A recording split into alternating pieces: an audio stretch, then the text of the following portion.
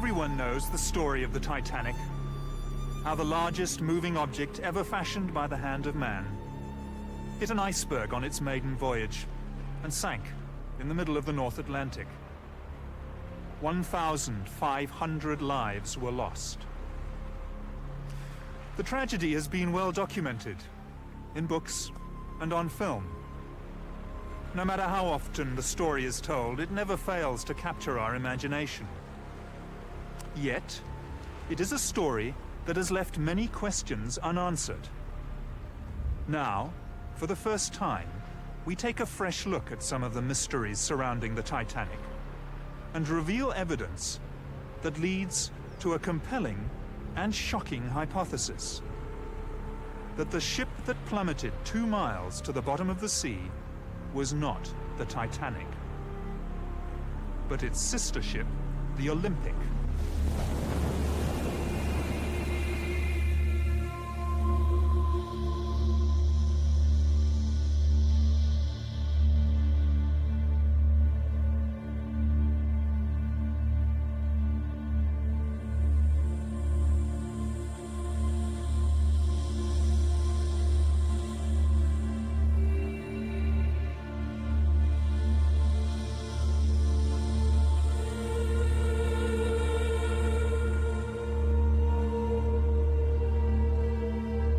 The Titanic and the Olympic were built for the White Star Line by Belfast shipbuilders Harland and Wolff, whose chairman was Lord Pirrie. Harland and Wolff built ships almost exclusively for the White Star Line, which was acquired in 1903 by American financier J. Pierpont Morgan's International Mercantile Marine. This was part of a drive to create a monopoly on the lucrative North Atlantic passenger trade. Chairman of the White Star Line was J. Bruce Ismay. It was in fact Lord Pirrie who was responsible for bringing together Morgan's money and British engineering excellence. Over dinner at Pirrie's London residence in 1907, Lord Pirrie and White Star Line's Bruce Ismay conceived the idea of building 3 luxurious superliners. First the Olympic, then the Titanic, and finally the Britannic. The first of the new ships, Olympic and Titanic, were to be virtually identical. This represented the White Star Line's survival strategy in the highly competitive North Atlantic passenger market, while also ensuring a bright future for the Harland and Wolff shipyard. As well as holding a large financial stake in Harland and Wolff, Lord Pirrie was a shareholder in the White Star Line and the International Mercantile Marine.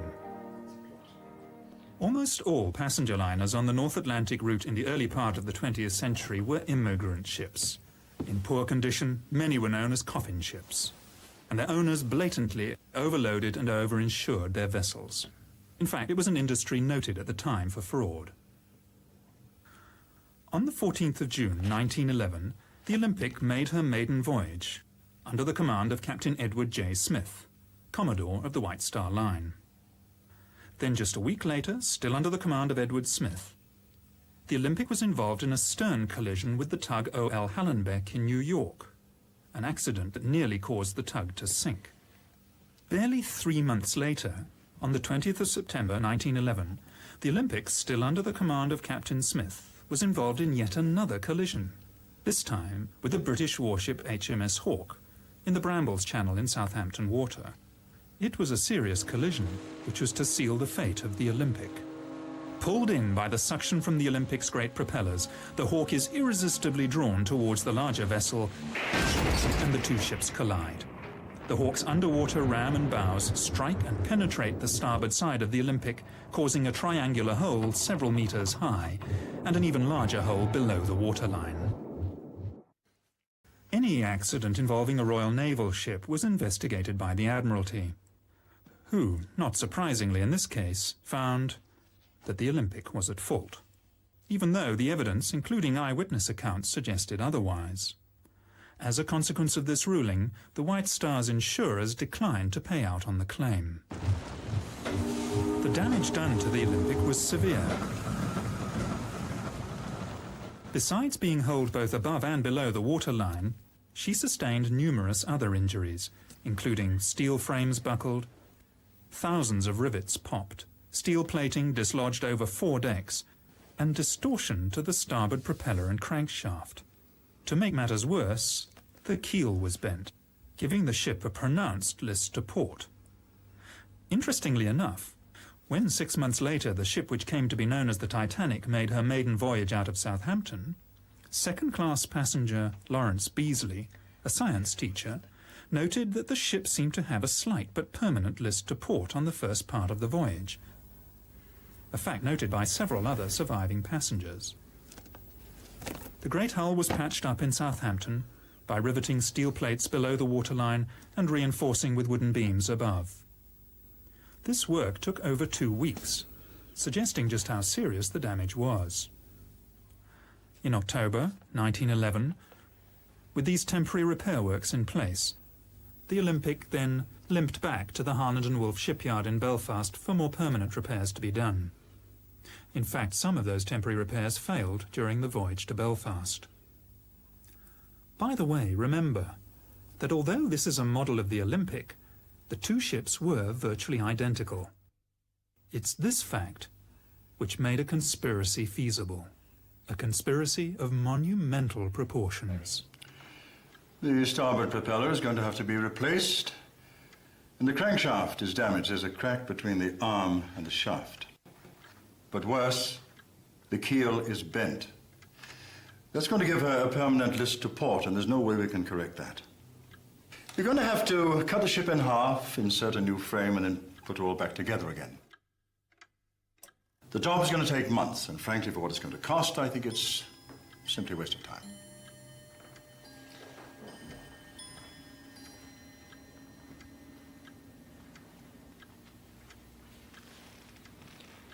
Can you not just patch her up until Titanic is ready? Well, we could put in a bulkhead to strengthen her. But to be honest, sir, she will never pass another Board of Trade inspection. In Belfast, the Titanic was nearing completion, but all work on her stopped so that every effort could be put into the repair of the Olympic. This work took 7 weeks instead of the 2 weeks originally planned, and involved replacing steel plates along fully 1/3 of the starboard side of the ship. Another indication that the damage was far worse than was originally thought. Now look at this. This is a film of the Olympic backing out of the dock in New York. You can see where she's been patched up on her starboard side. It's a huge area. And that's just the damage above the waterline. In order to get the Olympic back to sea and earning a profit as soon as possible, the starboard propeller, stamped with the Titanic's number 401 and not yet fitted to the Titanic, was fitted to the Olympic. This is a fact of some considerable significance, as we shall find out later. The Olympic's troubles, however, were only just beginning. After leaving New York Harbor on the 24th of February 1912, she ran over a sunken wreck off the Grand Banks and threw a propeller blade again on this starboard side. The loss of the propeller blade shock-loaded the engine and drive shaft and placed enormous stresses on the already weakened liner. She limped back to Southampton on only one engine, arriving there on the 28th of February. By the 2nd of March, she was once again in the Thompson dry dock in Belfast, having her propeller blade replaced. This should have taken only a few hours, but the Olympic was there in Belfast until the 7th of March. In Belfast, the Titanic and the Olympic were most often berthed side by side and were regularly moved in and out of the Thompson dry dock, especially during repairs to the Olympic. On close examination of contemporary archive photographs, it is possible to see the minor differences in design that tell the 2 ships apart. On the forward part of sea deck, Olympic was built with 16 portholes. The Titanic with 14. Somewhat mysteriously, the Titanic has acquired 2 extra portholes between its launch and its maiden voyage. This clearly points to the possibility that the 2 ships were switched. At the time of Titanic's launch, the windows on B deck are clearly discernible as being evenly spaced. Yet at the time of her maiden voyage, they have taken on a distinctly uneven appearance. And whereas the Olympic had been open to the public for inspection in Belfast and Liverpool, Titanic was not. That first week in March 1912 was the last time that the Olympic and Titanic were together in Belfast. The twin ships side by side on the River Lagan. And that was when the decision to switch them could have been made. You can't be serious.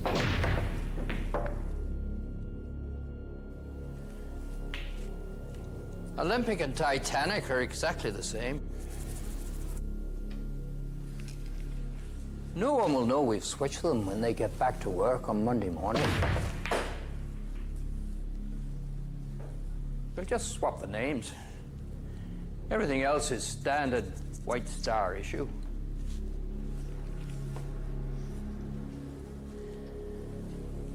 I had some boys at the yard who'll do the job for a couple of £100 each. Say nothing.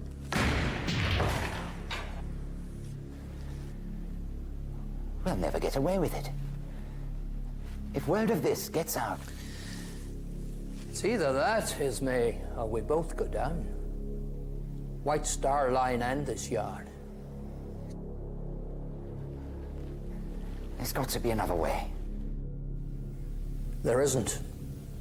We have no choice. Right. That's it then.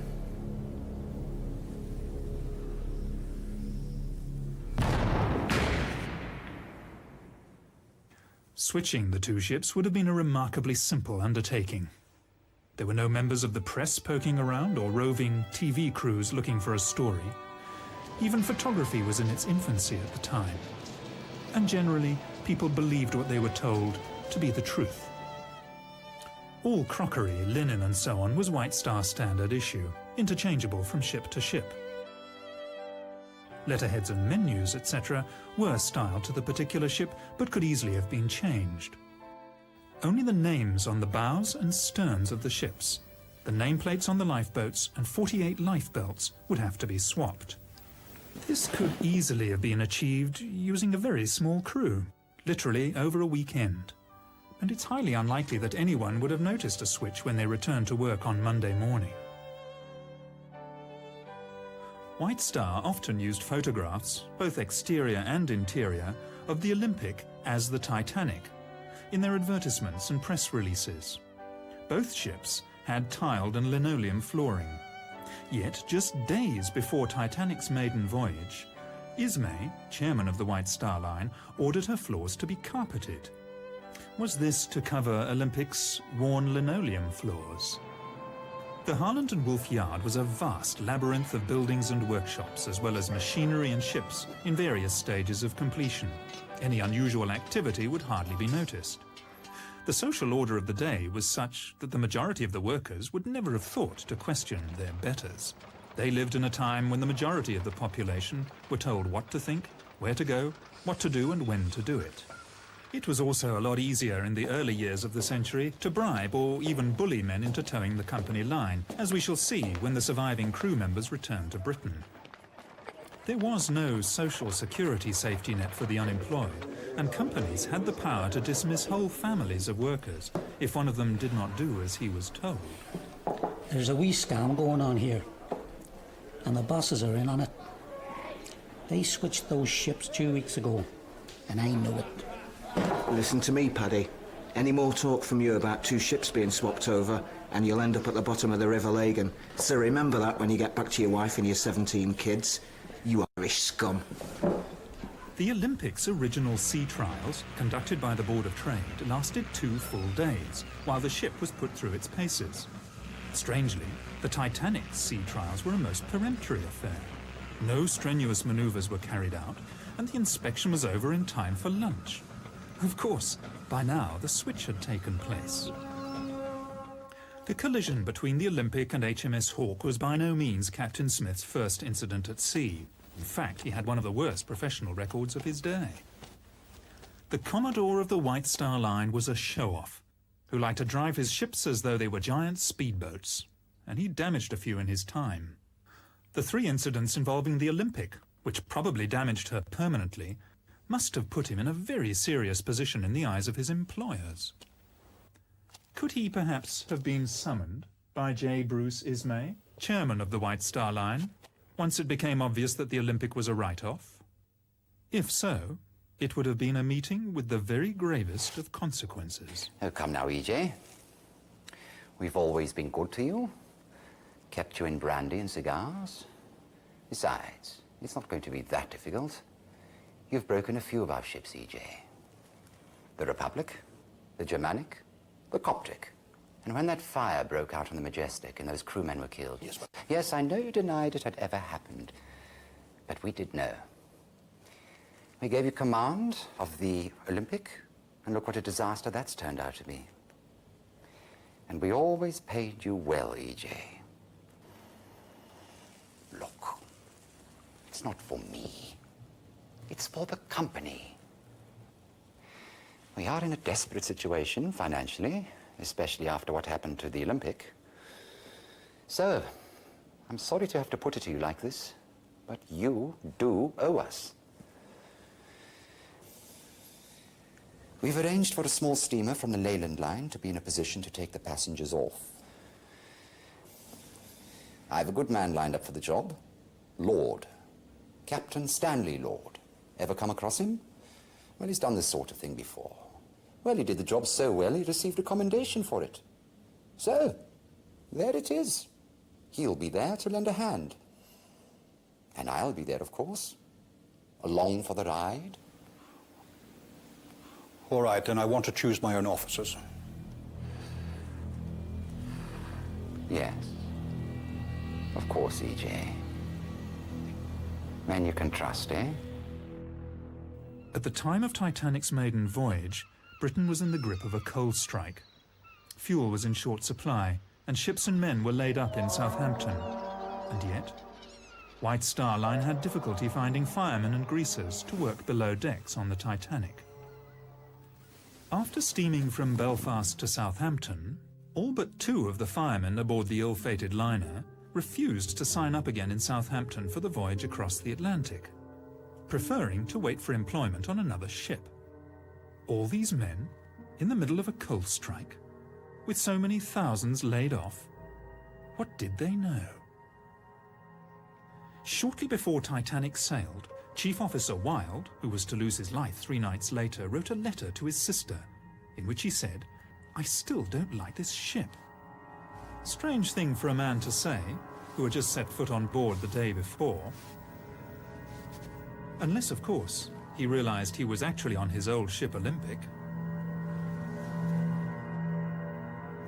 It's strange to think that as the Olympic, now renamed the Titanic, was preparing to make her second maiden voyage, the ship that started out life as the Titanic and was now called the Olympic had to enter her working life with no fanfare at all. The Olympic's original maiden voyage was fully subscribed, whereas her second, this time as the Titanic, was only about half full, and that in the middle of a coal strike when passengers were queuing up to get to America. First-class passengers on other White Star ships were only offered second-class berths on Titanic, even though we know that first-class cabins were available. It's almost as though White Star Line didn't want that many people on board. By the way, when I refer to the Titanic from this time on, I want you to remember that I'm actually talking about the ship that started out its life as the Olympic, but which we believe by this stage had been switched and taken on the identity of the Titanic. The coal strike is important for another, possibly more sinister reason. Most other ships were desperate for coal, and passengers and cargo destined for the New World were stuck in Europe. Yet, the Leyland liner Californian, under the command of Captain Stanley Lord, left the port of London on the 5th of April, 1912, just 5 days before Titanic's departure from Southampton, not only fully coaled, but apart from her own crew, empty of passengers. With more than enough coal to get her to the United States, she headed off into the middle of the Atlantic at full speed, empty. Apart from a cargo of woolen sweaters.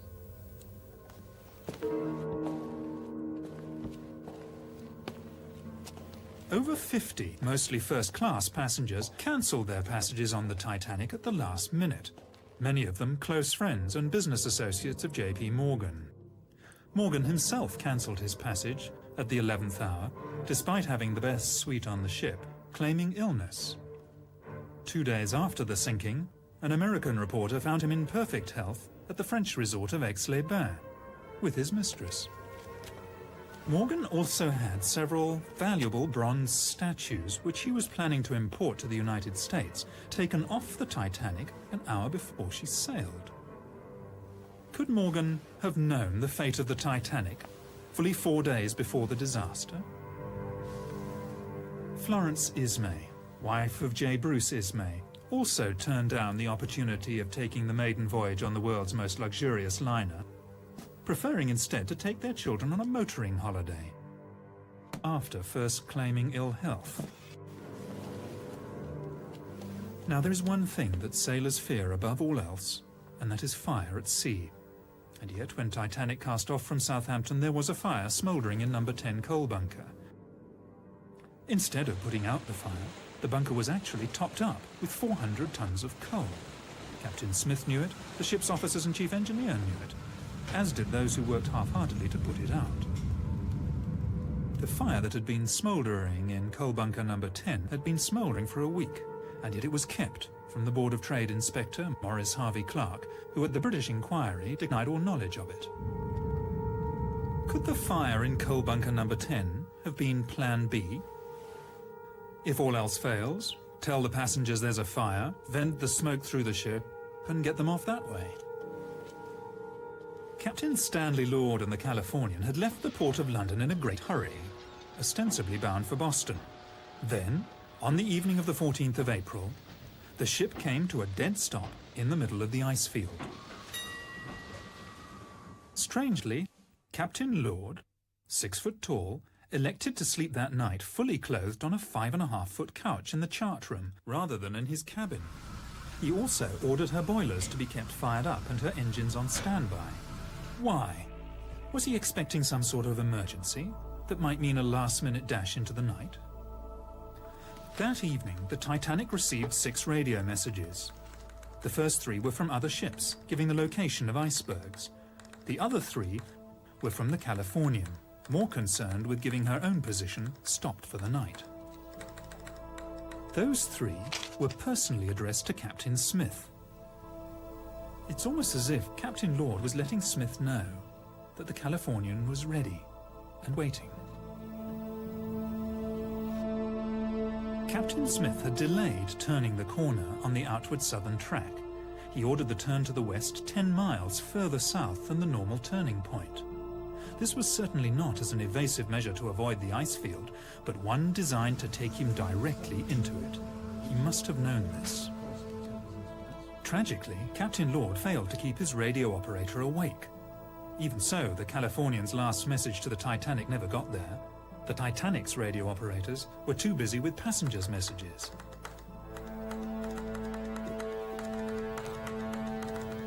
It was standard practice of the day for captains to run their ships at full speed through the ice field. Any object large enough to damage an iron steamship would be seen in plenty of time to avoid it. Other ships in the vicinity cruised on at full speed on that night, so in that respect Captain Smith was by no means unique. So why, then, was the Californian stopped? Had she reached her destination and was she now waiting? Sometime before 11 p.m, lookouts Fred Fleet and Reginald Lee came on watch and climbed to the crow's nest. Captain Smith retired for the night, but coincidentally, like Stanley Lord, he also chose to rest fully clothed, not in his own cabin, but in the chart room behind the bridge, almost as if he expected to be called back to the bridge at any moment. It was very cold outside, and few, if any, passengers would have been on deck. First Officer Murdoch was standing on the open part of the starboard side of the bridge when he saw the iceberg about 800 yards ahead. He ordered the ship turned to port and, inexplicably, engines full astern. By reversing the engines, Murdoch was actually increasing the risk of collision, something he must have known. Maybe Murdoch, hand-picked by Captain Smith, was deciding to give the iceberg a nudge anyway. Given that the turning circle of the Titanic was 1,280 yards and the stopping distance 850 yards, Titanic should have been able to avoid the iceberg with the greatest of ease, even allowing for a slight delay while orders were given and the wheel turned the ship to port. So why didn't it? Second Officer Lightoller told the inquiry that before going off duty for the night, he would have been easily able to see an iceberg from 1.5 miles, more probably 2 miles away. He also said that the iceberg would have been just as visible from the bridge as from the crow's nest. Plenty of time to turn and avoid it then. In an emergency such as this, it was never a good idea to turn your broadside to danger. Even if Titanic had rammed the iceberg head-on, it would have stayed afloat. Although up to 250 crewmen would have been killed while they slept in their bunks in the bow. Apart from those on the bridge, and of course those in the forward boiler rooms, the glancing blow with the iceberg would have passed virtually unnoticed. The vibration felt by some of the passengers was almost certainly that caused by the reversing of the engines, and by the time anyone noticed what had happened, the iceberg had slipped away into the night. Captain Smith was on the bridge in a matter of seconds, but instead of a general call to stations, his officers acted as though there were no emergency at all. Second Officer Lightoller, awakened by the sound of steam letting off, claims to have stayed in his cabin until another officer came to get him. His evidence later, to the effect that he had stayed there because he was off duty and thought he should stay where he would expect to be found, simply does not ring true. The bridge was only a few seconds' walk from his cabin in the officers' quarters, and he should have gone straight there at the first hint of trouble. So why didn't he? A few passengers came out of their cabins to see why the engines had stopped, but for the first 40 minutes after the collision there was really no sense of danger at all. One can understand this frame of mind on the part of the passengers, even on the part of the crew. Except for those who were dousing the fires in boiler rooms 5 and 6. After all, they thought they were on an unsinkable ship. But for the captain and the officers, who were in full possession of the facts, there is really no excuse. They did it because they expected to be rescued. It was 35 minutes before the first distress signal was sent. 35 minutes before the first radio emergency, CQD, was sent. 45 minutes before starting the pumps. 45 minutes before starting to prepare the lifeboats. And a full hour and 25 minutes before the first one was launched. Only 6 crew members were on watch at the time Titanic struck the iceberg. First Officer Murdoch and Sixth Officer Moody were later drowned. Of the surviving crew members, Quartermaster Alfred Oliver was aft of the bridge at the time and saw nothing. Helmsman Robert Hitchins was hastily transferred to a job as harbour master in Cape Town, which leaves lookouts Frederick, Fleet and Reginald Lee. At the British inquiry, as a witness, Frederick Fleet was clearly defensive, edgy, obviously didn't trust his questioners, and at times was downright surly. But then he was under the watchful gaze of J. Bruce Ismay, the chairman of the White Star Line, and the lawyers. I'm no judge of distances or spaces. Was it a mile away, or how far away was it? I cannot say. Can you not give any estimate? No, sir. Was it half a mile? I cannot say. It is impossible to tell. Was it as far away as the boat's length? I could not say. Can you not say anything about it? No, sir. You really do not understand. Gentleman is not trying to get round you at all. Some of them are, though. Is there any more I'd like to have a go at me? When Titanic came to a rest, Captain Smith asked the fourth officer, Joseph Groves Boxall, to work out a position. It is clear from the records that Titanic's navigator worked out a position that was 12 miles away from where they actually were. This was to prove a fatal mistake. We know he was 12 miles out in his calculations because of the actual location of the wreck. The position that Boxall gave would have put the Titanic within sight of the Californian. Was that where he thought he should have been? For some reason, Captain Smith ordered the Titanic to move half speed ahead for another 5 minutes before stopping the engines again for the last time. Maybe he was heading towards the ship whose lights could just be made out on the horizon, expecting it to be the Californian. Several survivors mentioned the sighting of a ship about 5 or 6 miles from the Titanic. The Titanic could easily have steamed there, yet Smith was content to assume the ship would sail over to him, because he believed it was the Californian. At this point, let's examine what's happened so far. A stricken ocean liner is dead in the water. A rescue ship, the Californian, is standing by. Messages have been sent to Captain Smith from the Californian, stating exactly where she is waiting. Captain Smith can see a stationary ship on the horizon, and having received inaccurate information from 4th Officer Boxall as to his position, he assumes it's the Californian and everything's going according to plan. At about midnight, the Titanic started sending up her distress rockets, red, white and blue. Rockets could also be seen from the bridge of the Californian, and this was duly reported to Captain Lord. Captain Lord asked what colour the rockets were.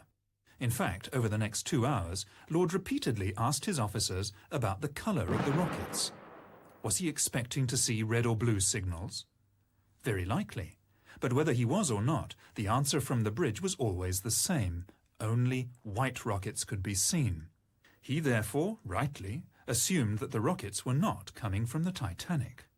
Survivors reported that the rockets launched from the bridge of the Titanic soared up several hundred feet into the night sky, bursting with an ear-splitting report. The rockets from the ship that was visible from the Californian only went as high as the top of her mast, and even at 4 to 5 miles distant, the officers would have quite reasonably expected to hear a report. But they heard nothing. It seems most likely that the ship seen from the Californian was a wooden sailing bark called the Samson, conducting illegal seal fishing activities on the ice floes at the time. The white rockets she was firing, to mast height only, were intended to recall her small rowing boats. A few months after the disaster, the captain of the Samson said that he had also seen a large liner firing rockets and that he had not gone to investigate because of his own illegal activities. The Californian's apprentice, Gibson, later testified that he saw only 8 rockets fired from the ship, and all white. The Titanic had fired at least 18, possibly as many as 22, and had included red and blue. Titanic survivor Miss Edith Russell said the officers told them all, "Don't worry, the Californian will pick everybody up if you don't come back for breakfast." How could they possibly have known it was the Californian? It's hard to believe in such an emergency, but they were letting lifeboats go half full. They knew the ship was sinking, nobody could be that stupid. But they expected the ship on the horizon to come steaming over. But it was the wrong ship. The Californian was 19 miles away, where Captain Stanley Lord waited for coloured rockets. At around 1 a.m., it must finally have dawned on Captain Smith that the rescue upon which the survival of so many depended was not going to materialize. Now boats are being let go full, and passengers are beginning to panic. As the senior surviving officer, much credence and publicity was given to the evidence of Second Officer Lightholler. I did not leave the Titanic, sir. The Titanic left me. He was evasive in response to pertinent questions at the American and British inquiries, out to protect first and foremost his own reputation and then that of the White Star Line. At the British inquiry, he claimed, "The Titanic began her turn to port before the lookout rang down from the crow's nest." How would he have known this? He said he was in his cabin at the time. Lightholler also said at the American inquiry, "There was no mist 10 minutes before the ship struck the berg," flatly contradicting the evidence of the 2 lookouts. And how would he have known this if he was in his cabin? He also lied about the number of ice warnings received on the bridge, as if to suggest that the iceberg came as a surprise. "I do not remember any ice warnings being posted on the bridge." Lightholler, along with second radio operator Harold Bride and ship's baker Charles Joffin, all claimed that after getting off the Titanic, they stayed in the water for up to an hour, I was in the water for between half an hour and an hour before I climbed aboard the upturned collapsible. 20 of us spent most of the rest of that night balancing on the upturned boat, while I gave the orders. Lean left and lean right. This is quite clearly not possible. We know that the sea temperature that night was between 2 and 3 degrees below freezing. Average life expectancy at that temperature between 3 and 4 minutes. This testimony would simply not stand up today. It is quite clearly fabrication. Just before 5:30 on that fateful morning, Captain Stanley Lord woke his radio operator, only to discover that the Titanic had already sunk. He set off at full steam for the wreck site, but of course he was too late. The Carpathia had already arrived and was picking up survivors. Notable amongst these was J. Bruce Ismay, who had slipped into a lifeboat at the last minute. For this he was to pay the price in public shame for the rest of his life. As the Carpathia steamed towards New York, Ismay was supposedly taken to the doctor's cabin and put under sedation. Even so, he managed to find time to send 3 separate telegrams to the White Star's New York office, urging them to hold the Cedric in New York Harbor so that the Titanic's surviving crew members could be taken straight back to Southampton. Hastily organized, the American inquiry failed to ask the right questions. Titanic surviving officers stonewalled, as did Ismay himself. Several experienced sea captains were called to give evidence regarding the wisdom of steaming at full speed through an ice field. But they all said the same thing. Maintaining full speed in the vicinity of ice was perfectly normal, and on the night in question, the icebergs could be seen at between 5 and 6 miles distant. It never occurred to anyone to ask the simple question, in that case, why did the Titanic hit an iceberg? When the surviving crew got back to England, they naturally expected to go straight home to their loved ones. Instead, they were all herded into a railway shed and held for nearly 24 hours before being made to sign pieces of paper. A lot of them were under the impression that they were signing the Official Secrets Act. Was someone trying to suppress something here, some vital piece of information? Remember what it is you've put your names to.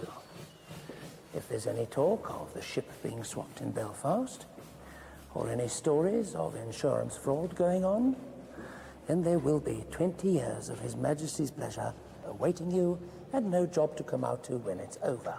So, think on this when you see your wives and sweethearts.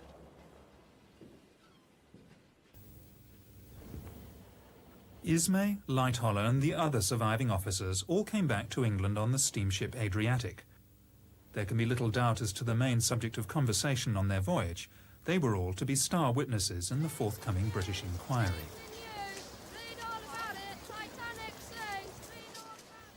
Now, it is unlikely that a fraud of such immense proportions could have been undertaken without the collusion of the authorities, notably the British government, as we shall see later when we look at the inquiry.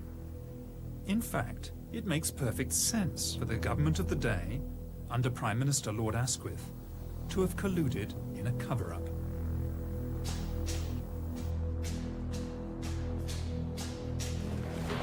You'll never believe what they've just done.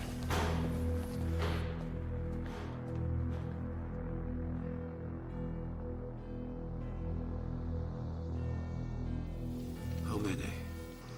I'm told 1,500.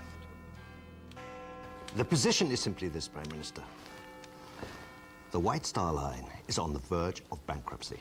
Now, if White Star were forced to go into liquidation, the Harland and Wolff Yard in Belfast would also be placed in a very precarious position, perhaps even forced to close down. Now, that means that 20,000 men will be laid off, not to mention the effect on all the subsidiary and dependent industries.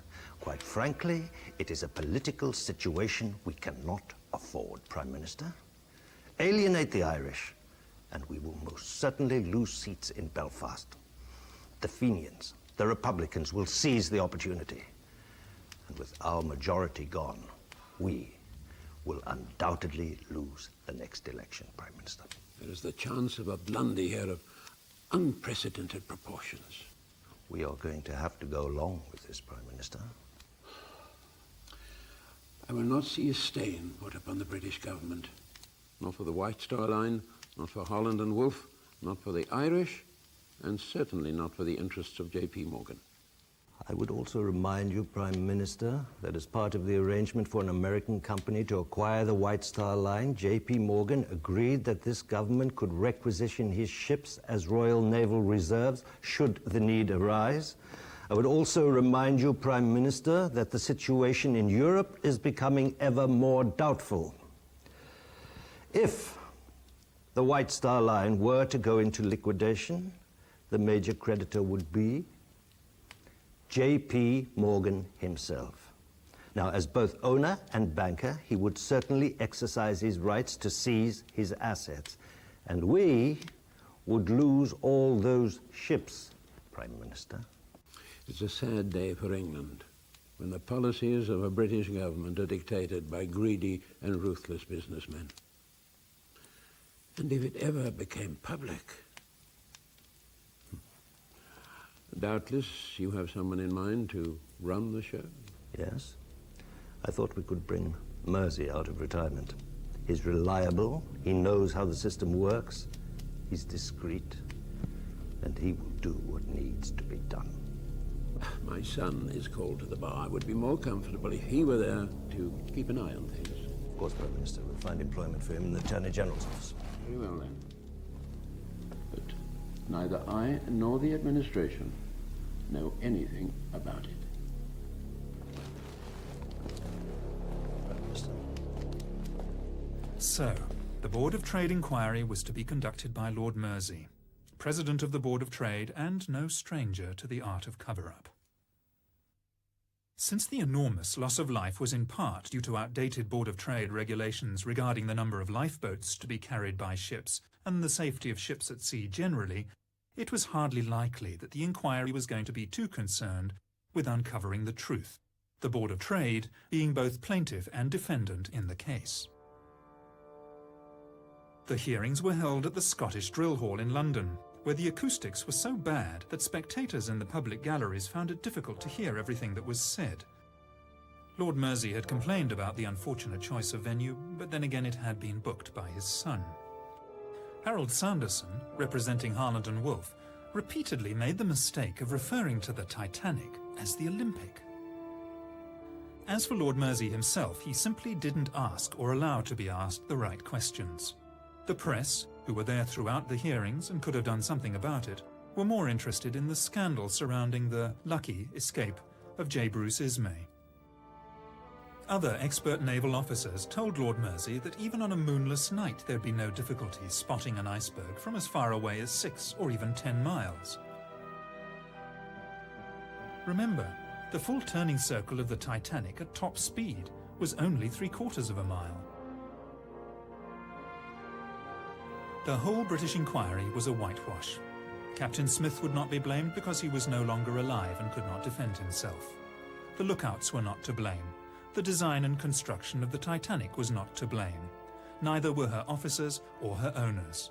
In fact, no one was to blame, except Captain Lord. Captain Lord stood alone. If Lord Mersey heard anything at the inquiry that he didn't like, he simply ignored it. She looked like a small tramp steamer about 5 miles away. They were firing rockets just after midnight. Altogether, she fired 8 rockets, and all white, and rose no further than the masthead. I think we are all of the opinion that the distress signals which were seen from the deck of the Californian were, in fact, the distress signals from the Titanic. I went down below to Captain Lord, who was sleeping in the chart room. He asked me again if I was sure there was no color in the rockets. So I said, no, they were all white. I think the onus of proof in this matter is upon the Californian. That it will be for the Californian to satisfy us that they were not the signals of the Titanic. Whenever a Titanic survivor referred to the mystery ship that they'd seen on the horizon, as often as not, Lord Mersey would interject with, "You mean the Californian?" There was barely an attempt at cross-examination, and, as happened so often, Captain Lord declined to defend himself. Perhaps out of fear that he might reveal his part in the conspiracy. Furthermore, When the inquiry heard from passengers who'd been aboard the Mount Temple that they'd actually seen the Titanic on the horizon and were even close enough to hear the last 2 reports of her rockets, Lord Mersey repeatedly interrupted them. You do not give me the answers that please me. Of course, if Lord Mersey was a party to the cover-up, he would have known about Captain Lord's secret mission and of how the rescue plan failed, largely because of circumstances outside Captain Lord's control. And yet, Lord Mersey repeatedly interrupted the testimony of Californian's officers and instead accepted evidence against Captain Lord that would have been laughed out of court under normal circumstances. Was Captain Lord being made a scapegoat because he had failed to do what he'd been engaged to do on the night of the disaster? Of course, by highlighting Lord and the Californian, Lord Mersey was drawing attention away from rather more sensitive issues. Titanic's bulkheads should have gone 1 deck higher. It was the Board of Trade's own regulations that allowed Titanic to go to sea with too few lifeboats, and the Board of Trade's inspectors who had been so ready to sign the ship off as fit to go to sea in the first place. Titanic cost $10 million to build, and as a brand new ship would have been insurable for that amount and more. The Olympic, on the other hand, damaged beyond economic repair, would only have been insurable for a much smaller amount. A motive for switching the ships is clear. Normally, White Star Line, when they insured their ships, took on part of the risk themselves, and it was at first thought that Lloyd's of London would only be liable for $7.5 million. Not so. For just 1 week before the maiden voyage of the Titanic, which we now know was in fact the Olympic, White Star Line upped their insurance on the vessel dramatically. And, incredibly, just 5 days after the sinking, Lloyd's paid out $12.5 million.